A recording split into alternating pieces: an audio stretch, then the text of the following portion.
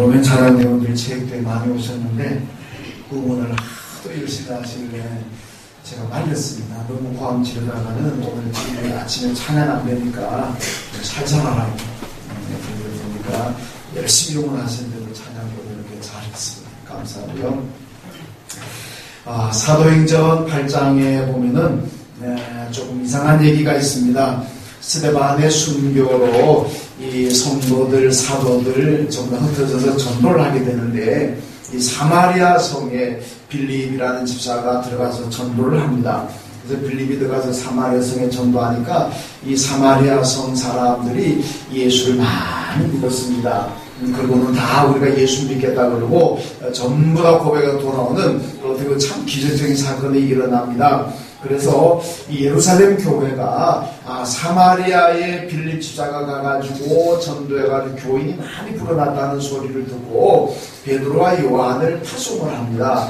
베드로와 요한에게 당신들이 가서 사마리아의 사람들이 예수 믿는다 그러니까 그들의 신앙을 한번 점검하고 한번 신앙적으로 좀 더 지도를 좀 잘 해보라. 그래가지고 두 사람을 사마리아로 파송을 합니다. 그래서 이 베드로와 요한이 사마리아에 와서 봤는데 참 이상한 거는 예수는 믿는데 성령을 모르더라는 얘기입니다. 성령 받았습니까? 아무도 성령 안 받았고 성령이 뭡니까? 이렇게 또 어렵게 묻고 있습니다. 예수를 믿는다는 사람들인데 성령은 우리가 처음 들어봤습니다. 성령이 뭐 하는 겁니까? 이렇게 하니까 그래서 베드로와 요한이 이 사마리아 성에 예수 믿는 사람들을 모아놓고 전부 다 안수기도 해가지고 그때 새들어서 성령을 받았다. 이것이 사도행전 8장에 나오는 얘기입니다. 우리가 어떻게 보면 아니 예수 믿으면 성령 받은 건데 어떻게 예수 믿는다는 사람들이 성령이 뭔지도 모르고 성령 받지도 않았고 그럼 어떻게 예수 믿는다고 할 수가 있을까?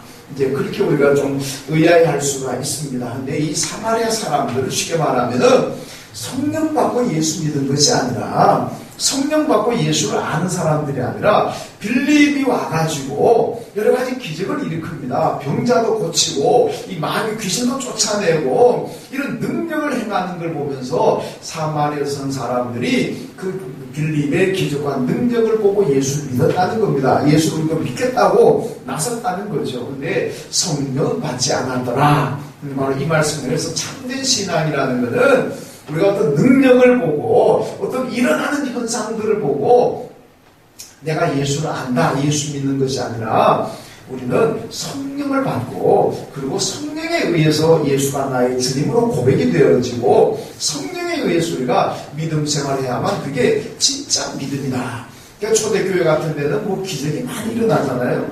뭐 사도들이 가서 아니면 성도들이 가가지고 뭐 바울 같은 사람이 가가지고 가는 곳마다 기적이 일어납니다. 그러니까 이 기적을 보면서 나도 예수 믿겠다고 그런 사람들 사실은 많습니다. 근데 그 가운데는 성령이 뭔지도 모르고 뭐 아볼로라는 이 대학자들도 브리스길라와 아볼라 가서 보니까 성령을 모르더라는 얘기다. 아볼로라면 골독교회 아주 뭐 대신에 존경받는 사람인데도 성령을 모르니까 그래서 브리스길라와 아볼라 부부가 그에게 성령을 가르쳐줬다. 성령 받겠다. 이것도 또 나오는 얘기잖아요. 그래서 하여튼 초대교회는 성령 받지 않고 그냥 일어나는 현상들, 기적을 보면서 예수 믿는 사람들이 많았다는 겁니다. 근데 이거는 올바른 믿음이 아니라는 거죠. 그리고 올바른 믿음은 성령 받고 성령에 의해서 예수를 영접하고 성령에 의해서 우리가 믿음이 고백되어질 때 그게 진짜 참 믿음이라는 것을 성경은 말씀하고 있습니다. 오늘이 바로 이 성령 강림절입니다. 성령 강림절. 이게 뭐하는 절기냐? 사도행전 1장 2장 이런 말씀 보면은 오순절날 마가다락방에 120명의 사람들이 모여서 기도합니다. 왜 이들이 모여서 기도할까? 얼마나 바쁜 사람들인데 예수님께서 사도행전 1장에 보면 승천하시기 전에 거기 있는 모든 사람들, 제자들과 성도들에게 당부의 말씀을 하셨습니다. 너희가 성령을 받을 때까지는 예루살렘을 떠나지 말고 기다려라. 여기서 성령 받을 때까지 꼼짝하지 말고 다른 데 가지 말고 성령 받을 때까지 기다려라. 그리고 성령을 받고 나면 그때부터 너희가 권능을 받고 예루살렘과 온 유대와 사마리아와 땅끝까지 가서 내 증인이 되라. 복음을 전해라. 그 말씀에서 성령 받고 난 다음에 너희가 복음 들고 나가라. 그러니까 성령 받기 전에는 가지 말아라. 그 얘기죠. 왜냐? 성령 받지 않고는 주님의 일을 할 수가 없다는 겁니다. 성령을 받지 않고는 그 믿음이 온전한 믿음도 아니고 성령 받지 않고는 그 박해가 많고 여러 가지 시련도 많고 환난도 많은 이 믿음의 길을 제대로 갈 수가 없기 때문에 그렇습니다. 그래서 성령 받을 때까지 기다렸다가 성령 받으면 그때 나가라. 이 주님의 말씀대로 오늘 그 120명의 사람들이 마가다라 앞에 모여서 기도하는데 11째 기도를 시작한 지 열흘째에 성령이 임하셨습니다. 이날이 바로 오순절날이라는 겁니다. 그래서 이 오순절날 바로 성령 강림절로 지키고 있습니다. 오늘 본문이 바로 그 내용입니다. 우리가 예수 믿는 사람들, 신앙인들 다 마찬가지입니다. 하나님의 일은 철저하게 성령 받고 하는 겁니다. 성령 받지 못하고 하게 되면 불평 나오고 불만 나오고 스트레스 받고 신경질 나고 교회 일을 하다가 싸우고 교회 일을 하다가 섭섭하고 상처받고 교회 일을 하다가 때려주겠다 그러고 왜 그러냐? 성령 안 받으면 인간적으로 하게 되면 그런 일이 생깁니다. 그러므로 예수님 우리에게 지금 말씀하시는 것도 너희가 성령 받아라. 성령 받고 난 다음에 믿음 생활하고 성령 받고 난 다음에 하나님의 교회에서 봉사해라. 그래야 스트레스 안 받고 그래야 기분 좋게 즐겁게 감당할 수가 있다. 그 말씀입니다. 자, 그렇다면 어떻게 하면 우리가 성령을 충만히 받을까? 오늘 말씀, 본문의 말씀 보면 성령의 충만함을 받으라 그랬는데 어떻게 하면 성령의 충만함을 받을 수가 있겠습니까? 먼저 여러분 성령은 주님의 말씀에 순종해야 성령의 충만함을 받을 수가 있습니다. 오늘 120명의 사람들은 예수의 말씀에 순종한 사람들입니다. 흩어지지 말고 기다려라. 모여서 기다리고 기도하는 가운데 기다려라. 그리고 성령 받고 난 다음에 너희가 나가라. 이 말씀에 그대로 순종해서 모여서 그들이 기도하다가 여러분 11자 날에 바로 성령을 충만히 받았다는 것을 오늘 본문이 말씀하고 있습니다. 여러분 이때 모인다는 것은요 오늘날처럼 자유롭게 편하게 모일 수 있는 시대가 아닙니다. 예수 믿는 사람들이라고 잡히면 죽고 감옥에 갇히고 하는 시대인데 그들이 모인다는 것은 얼마나 힘들겠습니까? 로마의 권력이 신경 쓰입니다. 발각되면 언제 죽을지 모릅니다. 유대교 사람들이 예수 믿는 사람들이 어디 없나 싶어가 눈을 시뻘겋게 뜨고 찾아다니는 그런 시대입니다.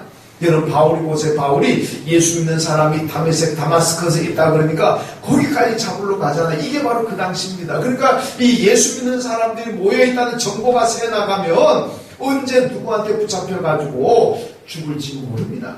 이런 위험한 시기입니다. 그리고 이들도 생계가 있잖아요. 먹고 살아야 이 사람들은 뭐 돈을 어디 뭐 쌓아놓고 사는 양식을 쌓아놓고 사는 사람들이겠습니까?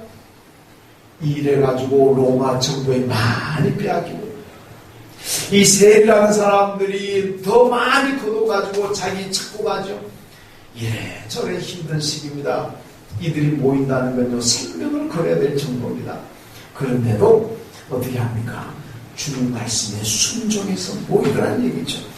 주님의 말씀에 순종해서 모여서 생계의 위협도 있고 로마의 박해도 있고 유대교도들도 눈을 시뻘게 뜨고 찾아다니는 이런 위험한 시기인데도 불구하고 그들은 주의 말씀에 순종해서 모여서 기도했다는 거 아니겠습니까? 이런 순종하는 곳에 바로 주님의 성령으로 충만히 임했다는 것을 오늘 본문이 말씀하고 있습니다. 여러분 오늘 그 고린도전서 1장 말씀 보면요 우리 교회 표가 나옵니다. 아멘. 아이 하나님께 영광을 돌리라. 이 고린도 1장에 나오는 말씀 아니겠습니까? 그리고 고린도 교인들이 계속하는 말씀은 너희가 아멘하고 예만 해라. 하나님 앞에서는 아멘하고 예만 하라. 아니오란 말 하지 말라. 그렇게 말씀합니다. 바울이 뭐라 그럽니까? 예수님이 하나님 앞에서 예만 했기 때문에 나도 하나님 앞에서 예만 한다.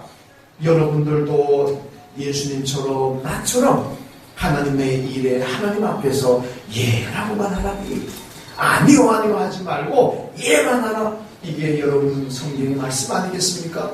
어떤 사람이 예만 할 수가 있고 어떤 사람이 아멘만 할 수가 있겠습니까? 성령의 충만함을 받아야 됩니다. 성령 받지 못하면 아니요, 안 돼요, 못 돼요, 이 말만 쉽게 나옵니다.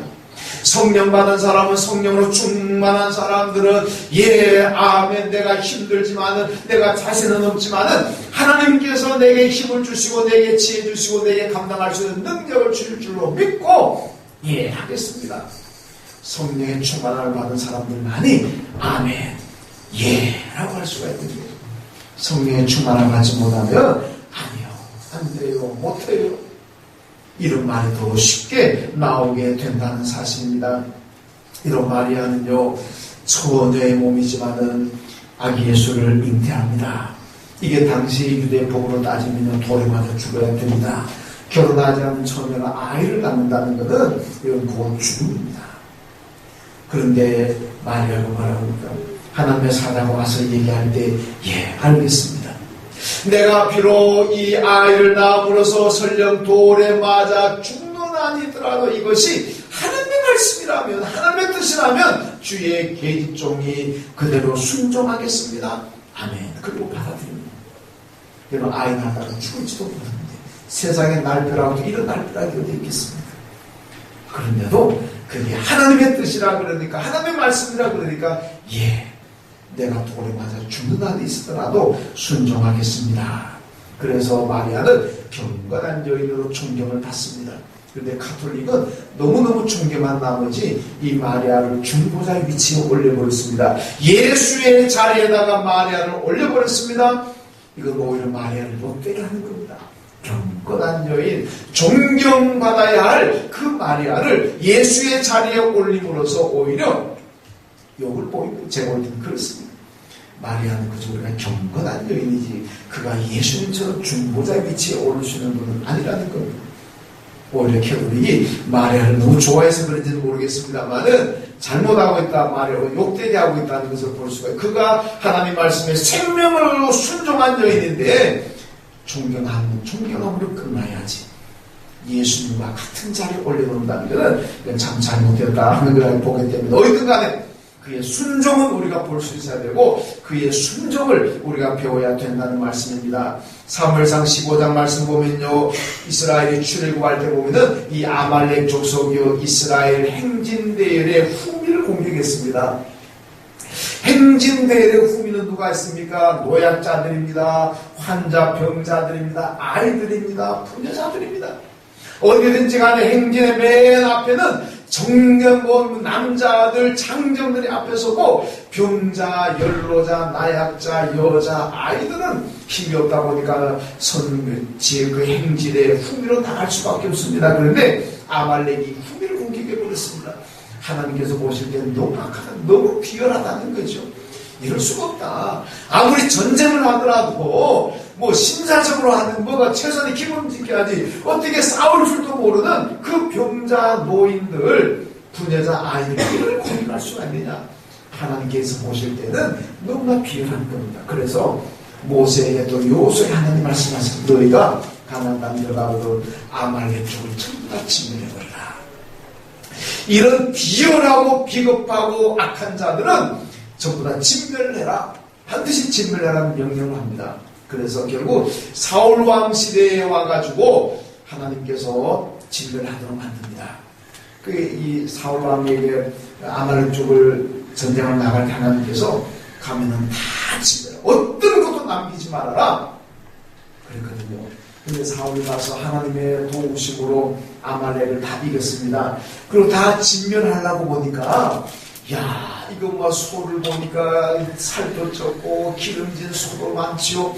양을 진멸하려고 보니까 와, 양도 크고 튼튼하고 살도 많이 적고 이게 뭐 너무 아깝거든요. 야, 이 아까운 거 어떻게 다 죽일 수 있냐? 그래가지고 그 중에 비리비리한 것들, 병든 것들 다 죽여버리고 살찌고 통통한 것들은 사울 왕이 다 감추었습니다. 나중에 선지자 사무엘이 와서 보니까 다 진멸하는데 뭔가 소리가 나오고, 이거 지금 무슨 소리입니까? 왜 하나님이 진멸하라 그랬는데 왜 진멸 안 하고 이렇게 남겨뒀습니까? 그러니까 사울왕이 뭐라 그럽니까?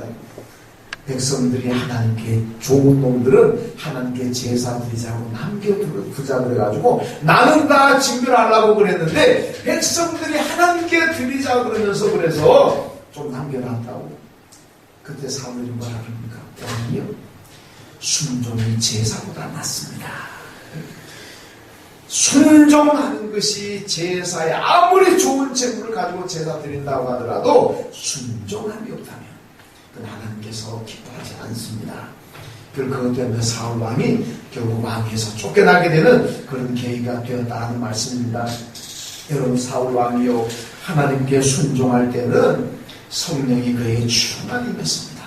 그래서 정말 하나님께 감동적인 삶을 살았죠. 그런데 이렇게 사울 왕이 하나님께 불순종하고 난 다음부터는 그에게 악신이 들어갔다고 그럽니다. 마귀가 들어갔다는 얘기예요. 마귀가 들어가니까 점점 하나님과 멀어지고 성령은 소멸되고 그 안에 마귀가 역사하니까 점점 하나님의 뜻과 배치되는 그런 삶을 살아갔다는 것을 그러다가 망했다는 걸 우리가 성경에서 볼 수가 있습니다. 성령의 충만함은 언제나 하나님 말씀에 순종하는 것, 하나님 말씀에 순종하는 그 사람의 신령 가운데 삶에 성령의 충만이 임하십니다. 여러분 모두가 하나님 말씀에 잘 순종하셔서 늘 성령 충만한 삶을 사시기를 주님의 이름으로 축원합니다. 두 번째로 보면요, 감사할 때 성령의 충만함을 받습니다. 오늘 1절 말씀 보니까 오순절 날이 이미 이르매, 그러니까 성령이 임하신 날은 오순절 날이라고 말씀합니다. 여러분, 이스라엘 유대인들의 3대 절기가 있습니다. 하나는 우리가 잘 아는 대로 6월절이라는 게 있습니다. 이스라엘이 애굽에 430년 종살이 하다가 해방된 것을 기념하는 절기가 6월절인데 이 6월절에는요, 쓴 나물을 먹습니다. 무교병, 누룩 넣지 않은 빵을 먹습니다. 그리고 또 하나 절기가 초막절이라는 건데 이 초막절이라는 건 이스라엘 백성들이 40년 광야 생활했던 것을 기념하는 절기입니다. 그래서 초막절이 되면 지금도 유태인들은 네게부 사막에 나가가지고 텐트 쳐놓고 일주일을 삽니다. 그 광야 생활이 얼마나 일주일이 힘들겠습니까? 사막에 모래바람이 불지요, 낮에는 태양이 뜨겁죠, 밤에는 엄청난 추위가 있죠. 정말 불편합니다. 사막에 나가가지고 먹는 것들 뭐 온전하겠습니까? 쉽게 말하면은 6월절도 그 다음에 초막절도 뭔가 괴로움이고 고통이고 뭐 좀 불편하고 그런 거 아니겠습니까?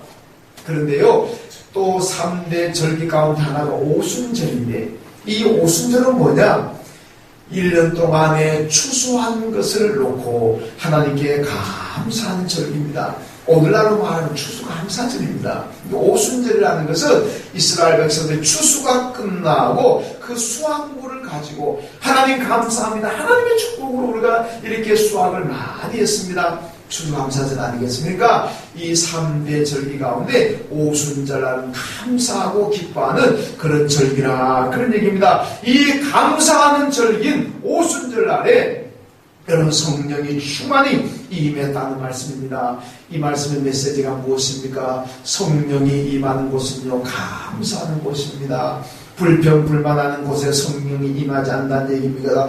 바울과 실라가 복음을 전하다가요, 감옥에 갇히게 됩니다. 그들이 무엇을 사기죄를 지었습니까? 살인죄를 지었습니까? 그냥 하나님의 말씀에 순종해서 복음을 전했는데 그것 때문에 감옥에 갇혀 고생합니다. 그런데도 바울과 실라는 불평하지 않습니다. 하나님, 왜 우리가 주의 말씀에 순종한 것뿐인데 왜 이렇게 고생해야 됩니까? 이러려고 우리를 이렇게 복음 전하라 그랬습니까? 불평 그런 거 하지 않았습니다. 오히려 감옥에 갇혀 있으면서도 밤새도록 기도하고 찬양하고 주여 감사합니다. 그러니까 거기에 성령의 충만히 임해가지고 그냥 옥문이 열리고 지진이 나고 뭐 이런 일이 있었지 않습니까? 그럼 초대교회는요, 감사할 수 있는 시대기가 아닙니다. 아까 말씀드린 것처럼 열심히 일해가지고 돈 좀 모아놓고 곡식 좀 모아놓으면 로마가 다 뺏어가 가버립니다. 또 세리들이 중간에서도 착취해버립니다.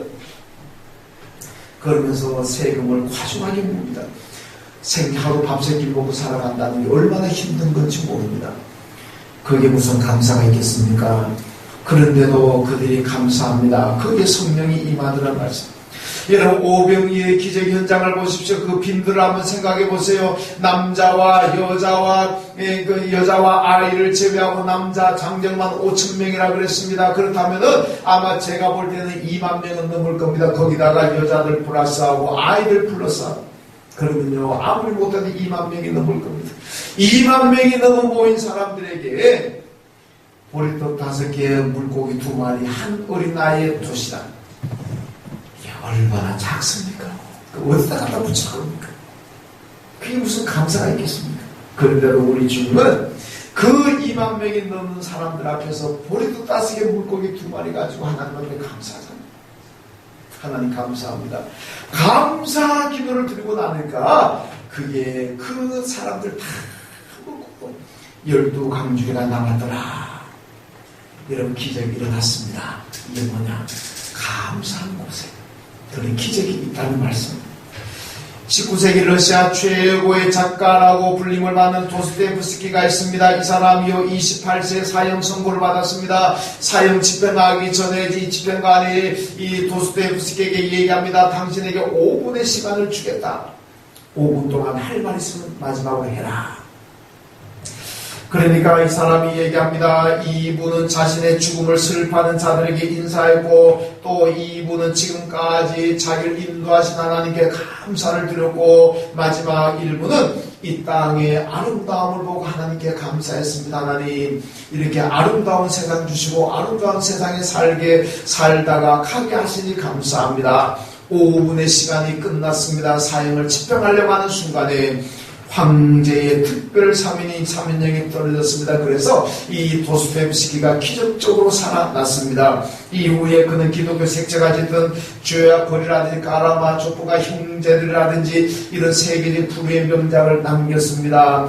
여러분, 어떤 극한 상황에서든지 감사하니까 거기에 기적이 있더라. 그 말씀입니다. 감사하는 곳에 기적이 있고, 감사하는 곳에 여러분, 성령이 충만히 임하신다. 성령이 충만히 임하시니까 기적이 나오더라는 말씀입니다. 오늘 본문을 보세요. 감사할 이유가 없습니다. 그렇지만 모여서 감사합니다. 그랬더니 기적이 일어나더라는 얘기예요. 여러분, 감사하는 성도들이 성령의 충만함을 받고 감사하는 성도들이 하나님의 기적의 복을 받게 될 줄로 믿습니다.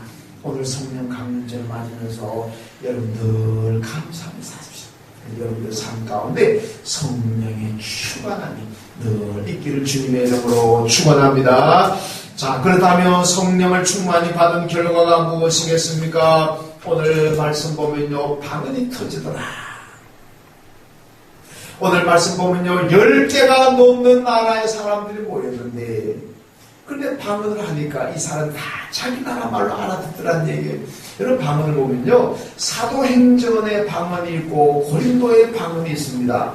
사도행전에 나오는 방언은 누가 방언하면 다 알아듣습니다. 뭐 제자들이 방언한다 그러면 영어 하는 사람은 영어로 들리고, 한국말 하는 사람은 한국말로 들리고, 중국말 하는 사람은 중국말로 들리고, 이게 사도행전적인 방언입니다. 그런데 고린도적인 방언은 다릅니다. 방언하는 사람만 알지 듣는 사람은 모릅니다. 그 사람이 무슨 말을 하는 건지, 무슨 기도하는지 듣는 사람은 모릅니다. 누가 통역의 은사를 받은 사람이 통역을 해주면 알까? 그렇지 않으면 모릅니다. 이건 고린도적인 방언입니다. 그래서 오늘 보면 사도행전에서는 14개 나라 사람들이 나와 있는데 전부 다 자기 말을 듣는 거예요. 얼마나 큰 기적이겠습니까? 성령이 임하는 곳에 방언의 역사가 나타났고, 여러분, 그보다 더 중요한 것, 이 성령 받은 사람들이 뭘 했습니까? 이게 중요합니다. 성령을 충만히 받은 사람들이 무엇을 했느냐? 여러분, 예수 믿고 난 다음에 예수 믿는 여러분들이 무엇을 하고 살아가느냐? 오늘 성령 강림절을 맞으면서 우리가 성령의 충만을 받고 무엇을 할 것이냐? 어떻게 살 거냐? 굉장히 중요한 거 아니겠습니까? 학생들이 공부만 열심히 한 다음에 그게 무슨 의미가 있겠습니까? 공부를 열심히 해가지고 무엇을 할 거냐? 어떻게 살 거냐? 이게 중요한 거 아니겠어요? 여러분, 하나님 앞에 건강 달라고 기도만 할 것이 아니라 건강하고 난 다음에 무엇을 할 거냐? 이게 중요한 겁니다. 하나님 앞에 그냥 달라고만 했지 근데 하나님이 내게 주시면 내가 무엇을 할 거냐? 방법이 안 나온다면 하나님이 안 줍니다. 하나님 돈 주세요, 부자 되게 해주세요, 기도만 했지. 그럼 하나님 주시겠습니까? 내가 부자 되고 난 다음에 돈 많이 벌고 난 다음에 무엇을 할 것인가? 이게 나와야 되는, 이게 나와야 되는 거예요. 저는 회사 생활을 안 해봐서 잘 모르겠습니다만은 회사에서 결제 올라갈 때도 그럴 겁니다. 그냥 뭐 이걸 하겠다만 올리면 그거 사인 나겠습니까? 이게 만약에 우리 회사 이 프로젝트를 시행했을 경우에 이 회사가 어떻게 된다든지, 뭐 어떻게 달라진다든지, 뭐가 청산이 나와야 될 거 아닙니까? 이런 성령을 충만히 받고 난 다음에는, 성령 받고 난 다음에 내가 어떻게 할 것인가? 이게 나와야 되는 거예요. 오늘 말씀 보면요. 자, 성령을 받고 난 다음에 이들이 무엇을 했느냐? 한마디로 말하면요. 가만히 있지 못하고 전도 현장으로 갔습니다. 세상으로 복음 들고 갔다는 얘기입니다. 여러분, 그 사도행전은요, 성령 행전이라는 별명이 붙어 있습니다. 성령 받은 제자들, 성령 받은 성도들이 성령의 힘을 의지해가지고 복음 들고 세상으로 나가서 복음을 전합니다. 박혀가지고 죽음이 있지만은 상관없이 복음 들고 나갔습니다. 성령의 역사에 의해서 이런 일이 일어나는 겁니다. 그래서 사도행전을 성령행전이라 그렇게도 말씀하고 있습니다. 여러분, 성령 충만한 교회와 성령이 충만하지 못한 교회의 차이가 뭔지 아십니까? 성령 충만한 교회는 뭐든지 열심히 하려고 자꾸 일을 벌립니다. 가만히 있으면 몸이 근질근질해가 못 견딥니다. 그냥 일을 하려고 합니다. 그런데 성령이 소멸되어 가는 교회는요, 그냥 조용합니다. 잔잔한 바다처럼 고요합니다. 이건요, 성령이 소멸되어 가는 교회입니다. 여러분, 교인들도 마찬가지입니다. 왜 봉사 일하는 거 싫어하고 그냥 좀 조용히 있자. 아이고, 이 안에 다 좋은데 뭘 참 일하려고 그러냐. 좀 조용히 했으면 좋겠다. 좀 어디가 좀 대충 하면 좋겠다. 여러분, 만약에 그런 마음을 가지고 있다면 미안합니다만은 그 마음속에 성령이 소멸되어 갑니다. 성령이 충만하지 못합니다. 성령 충만한 성도들은요, 성령의 역사에서 가만히 있지 못합니다. 뭐든지 하라 그래, 뭐든지 하라 그래. 하나님께 교회는 휴지 한 장 주더라도 자꾸 뭐 하려고 일을 벌이라 그럽니다. 여기 교회도 보면요, 일을 자꾸 만드는 사람이 있어요. 좋은 의미에서. 성령이 충만한 견디지 못하는 교회. 근데 누가 일하라고, 이거 좀 돼서 좀 쉬자. 회사가 또 바빠 죽겠는데 교회 와서까지 꼭 이렇게 해야 되느냐. 미안하지만은요, 성령이 그 심령 안에 소멸되어 가기 때문에 그렇습니다. 성령이 충만하면요, 성령은 나를 가만두지 않습니다. 여러분, 초대교회 성도들 보세요. 가만히 못하고 열심히 나가서 복음을 전합니다. 그래서 잘 기억하며 성령이 충만하면요, 일합시다, 이것도 합시다, 저것도 합시다 그러지만은 성령이 소멸되어 가면은 좀 작작합시다, 그만합시다. 그냥 그렇게 한다는 얘기입니다. 여러분, 아이들 보세요. 아이들이 건강하면 어떻습니까? 건강하면요, 가만히 있지 않습니다. 비록 사고를 칠지언정 여기 가고 저기 가고 뛰어다니고 그냥 가만히 있지 못합니다. 아이들 건강한 거예요. 그런데 아이가 병들면 어떻게, 아프면 어떻게 합니까? 그 좋아하는 장난감 다 귀찮은 거예요.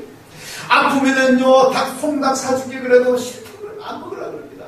어디 가자고 안 가려고 그냥 한쪽 구석에 그냥 아이가 병나면 그럴 거 아니겠습니까?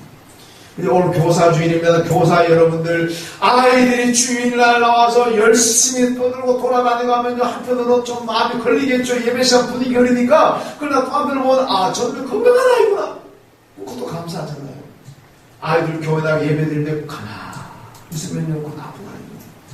어떻게 보면은, 아파서 가만히 있는 것보다는 좀 손 안 세우쳐 뛰어다니는 것도 괜찮잖아요. 그렇게 보면. 그래서 가만히 잘 예배 드리면 그것도 감사하고, 열심히 뛰어다니면은 그 때문에 교사들 스트레스 받지 마시고, 저 아이가 건강하구나. 그러면 또 그것도 감사하고. 아이들요, 건강하고 뛰어다니지만 아프면요, 그 좋아하는 것도 안 합니다. 성도들도 마찬가지입니다. 성령 충만해서 영적으로 건강한 성도들은요, 뭐든지 열심히 하면 가만히 있지 못하지만, 성령의 소멸되어가 영적으로 병이 듣게 되면 안 하려고 합니다. 그냥 가만히 있으려고 합니다. 아무것도 싫어. 여러분, 여러분의 영적인 상태가 어떤지 잘 한번 판단해 보세요. 나는 지금 성령이 소멸되어 가고 있느냐, 아니면 내가 성령으로 충만해가지고 열심히 뭐든지 주의를 하려고 하느냐. 오늘 성령 강림주일마다 잘 한번 점검해 보시기 바랍니다. 여러분, 자동차 배터리가 방전되는 경우가 있잖아요. 저도 몇 번 분명히 경험했습니다만은, 자동차 배터리가 방전되고 어떻게 합니까? 다른 차를 연결선 연결해가지고 그 충전시키잖아요. 그래서 또 시동을 걸고 가잖아요. 여러분, 성령의 역할이 바로 그렇습니다. 우리가 예수 믿는다 그러지만은요, 예수 믿는 우리도 살아가다 보면은요, 삶의 에너지가 방전될 때가 있습니다. 다 귀찮고 싫고 힘들고 내려놓고 싶고 영적인 에너지가 방전되어 가는 경우가 있습니다. 그럴 때 어떻게 해야 되겠습니까? 연결선을 연결해가지고 충전받아야 될 거 아닙니까? 그 충전해주는 배터리가 성령인 줄로 믿습니다. 성령과 연결해가지고 성령의 충만을 받으면은요, 내가 다시 삶의 에너지가 솟아납니다. 삶에 큰 힘이 생겨가지고 다시 우리는 믿음으로 기쁨으로 잘 살아갈 수가 있다는 겁니다. 성령의 능력을, 방전되는 에너지는 성령의 능력을 다시 채워받아야 된다는 말씀입니다. 여러분, 성령의 임재하고 성령의 충만하고는 분명히 다릅니다. 예수 믿고 예수 영접하고 거듭나는 순간에 우리는 성령을 받았습니다. 성령이 내 안에 임재합니다. 그런데요, 예수 믿고 성령 받았다고 해서 성령이 갑니까? 아니잖아요. 예수 믿고 성령 받고 성령이 내 안에 임재하지만은 내가 죄를 짓습니다. 교회도 왔다 갔다 합니다. 봉사도 안 할 수도 있습니다. 그냥 누가 와도 예수 믿는 건지 안 믿는 건지 구분이 안 될 때가 있습니다. 왜 그렇습니까? 성령이 내 안에 계시지만은 성령이 내 안에 약합니다. 쉽게 말하면 조금만 성령이 소멸되어가고 있을라 말라. 어디 보면 성령이 있는 사람 같고 어디 보면 성령이 없는 사람 같고. 그러니까 예수를 믿으면 우리가 성령을 받습니다. 성령이 내 안에 있지만은 충만하지 못하게 되면 여러분, 불신앙 쪽으로 갈 수도 있다는 얘기입니다. 성령 충만은 뭐냐? 성령의 다스림을 받는 거예요. 성령이 내 안에 충만해가지고 성령의 다스림을 하고 성령의 뜻대로 살아가는 거예요.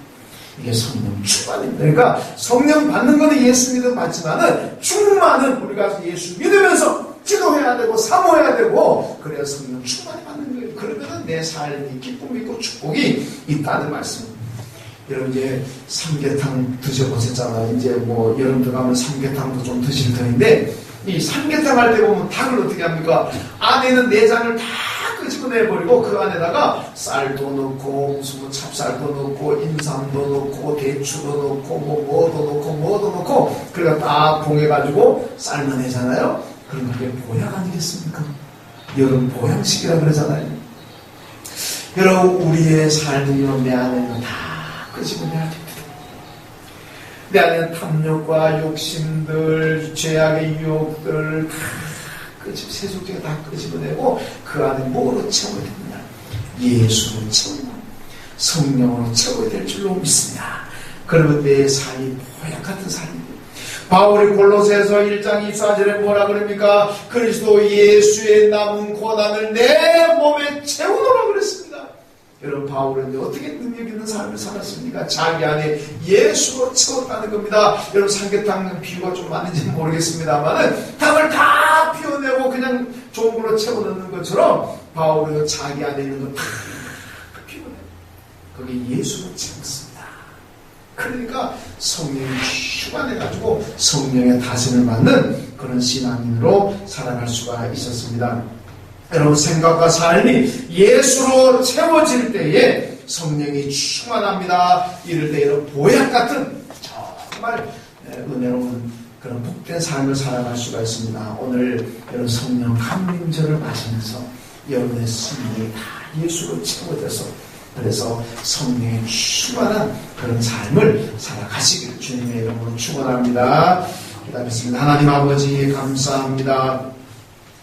오늘 성령 강림절을 맞아서 주 앞에 예배드립니다. 하나님, 오순절날 마가 다락방에 임하셨던 성령님께서 오늘도 우리 마음속에, 우리 심령 가운데, 우리 삶 가운데, 우리 교회 가운데 충만 임자하여서 초대교회 성도들이 누렸던 그 능력과 그 복을 우리도 받아 누리며 살아갈 수 있는 우리 모두가 다 되게 하여 주옵소서. 삶의 에너지가 고갈되어 갑니다. 낙심될 때도 있고 힘들 때도 있습니다. 하나님이여 성령으로 채우셔서 다 이겨나갈 수 있는 저희들 되게 하여 주옵소서. 예수님의 이름으로 기도하옵나이다. 아멘. 하나님 아버지 들으시는